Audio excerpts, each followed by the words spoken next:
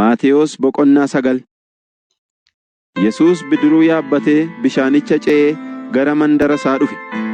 Kunoo jarreen tokko nama dhagni isaa gar tokko du'e siree irra ciibsanii gara isaa fidan. Yesuus amantii jarreen kanaa yommuu argee namicha isa dhagni isaa gar tokko du'een, "Ilma koo jabaadhu, cubbuun kee hundinuu siif dhiifameera" jedhe. Kana irratti barsiisota seeraa keessaa kaan, "Namni kun Waaqayyoon arrabsa" jedhanii garaa isaaniitti dubbatan. Yesuus garuu yaada isaanii beekee, "Maaliif garaa keessan keessatti hamaa yaaddu? Kamtu salphaadha? Cubbuun kee siif dhiifameera jechuu moo yookiis ka'iitii adeemi jechuu? Garuu ilmi namaa lafarratti dhiifamuu cubbuu kennuudhaaf aboo akka qabu beekaa" isaaniin jedhe. Isa dhagni isaa gar tokko du'een immoo, "Ka'iitii siree kee fudhadhuu mana keetti gali" jedhe. Namichi yommus ka'ee mana isaatti gale. Namoonni kana yommuu argan naan, Waaqayyo isa aboo akkasii namootaaf kenneefis hooqubaa dhi'eessan. Yesuus achii ka'ee utuu darbuu nama Maatewos jedhamu tokko utuu inni iddoo qaraxaa taa'u argee, "Na duukaa bu'i" jedheen. Maatewos yommus ka'ee duukaan bu'e. Kana booddee immoo Yesuus mana namichaatti maaddiitti taa'ee, kunoos qaraxxoonnii fi warri akka seeraatti hin jiraanne baay'een dhufanii Yesuusii fi bartoota isaa wajjin maaddiitti taa'an. Warri Fariisotaa garuu kana yommuu argan bartoota isaatiin, "Maaliif barsiisaan keessan warra qaraxxuudhaaf warra akka seeraatti hin jiraanne wajjin nyaataa?" jedhan. Yesuus garuu kana yommuu dhaga'e, "Namoonni fayyaan ogeessa qorichaa hin barbaadan, dhukkubsataatu barbaada malee. Inni gara laafinan barbaada malee aarsaa miti" jedhu maalitti akka hiikamu dhaqaa baraa. Anoo warra garaa qajeelotaa waamuu hin dhufne, warra cubbamoota waamuufan dhufe malee jedhe. Gaaf tokko bartoonni Yohannis gara Yesuus dhufanii, "Nuyi fi Fariisonni maaliif soomnaa? Bartoonni kee immoo maaliif hin sooman?" jedhaniin. Yesuus deebisee, "Dhiirsi misirroo hamma isaan bira jirutti warri cidhaa gadduu danda'u ree? Guyyoonni dhiirsi misirroo itti isaan duraa fudhatamu dhufuuf jiru. Isaan yeroo sanatti ni soomu. Hoomtunuu erbee haaraa takkaa hin miicamin uffata moofaa irratti hin erbu.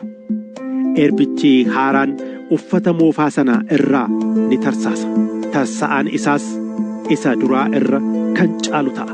Akkanuma immoo daadhiin waynii haaraa qodaa bososaatti hin naqan. Kana yoo godhan qodichi ni dho'a. Daadhichis ni dhangala'a. Qodichis ni bada. Daadhii waynii haaraa qodaa jabaatti ni naqu malee daadhichis qodichis akkasitti ni oolu" isaaniin jedhe. Yesuus utuu kana isaanitti dubbachaa jiruu, kunoo warra geggeessituu keessaa tokko dhufee isaaf sagadee, "Mucaan koo amma na duraa duute. Ati garuu kottuutii harka kee ishee irra kaa'i. Isheenis deebitee ni jiraatti" jedhe. Kanaaf Yesuus ka'ee bartoota isaa wajjin geggeessituu sana duukaa dhaqe. Kunoos gidduutti dubartiin waggaa 12 dhiigni ishee dhaabachuu diduudhaan rakkachaa turte tokko dugda duubaan dhuftee shaashara uffata Yesuus tuqxe. Isheen garaa isheetti, "Uffatuma Yesuus duwwaa yoon tuqe nan fayya" jettee yaaddee turte.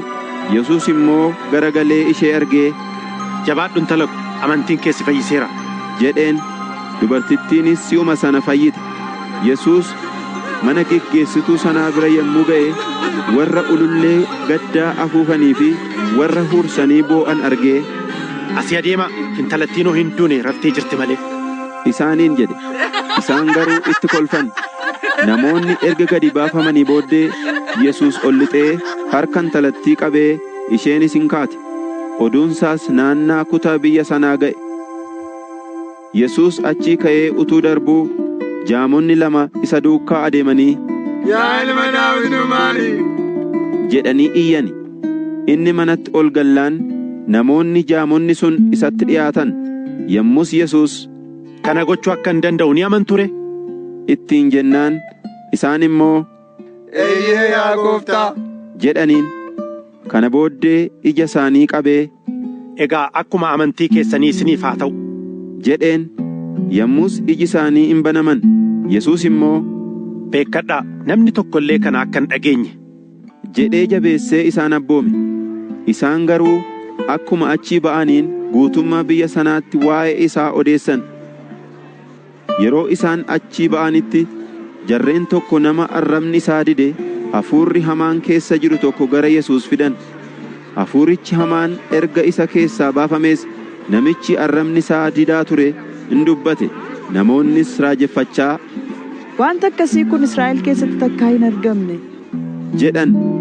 Fariisonni garuu humna angafa seexanotaatiin hafuurota hamoota hin baasa jedhan. Yesuus mandaroota hundumaa fi gandeen keessa naanna'ee manneen sagadaa isaanii keessatti barsiisaa wangeela mootummaa Waaqayyoo himaa dhukkubaaf dhibee hundumaattis fayyisaa ture. Inni namoota akka hoolota tiksee hin qabneetti bututanii gatamanii turan sana yommuu argee isaaniif oo'e. Yommus bartoota isaatiin midhaan sassaabamu baay'eedha, hojjettoonni sassaaban garuu muraasa.